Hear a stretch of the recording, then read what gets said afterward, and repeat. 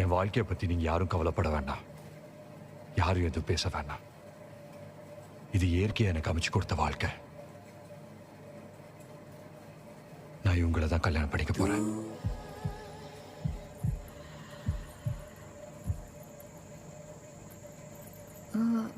அத்தை என்னென்னமோ சொன்னாங்களே, அது இப்படி இப்படி இருக்கணும்னு. அது எப்போ இருக்கணும்? டைம் ஒன்றும் சொல்லலை.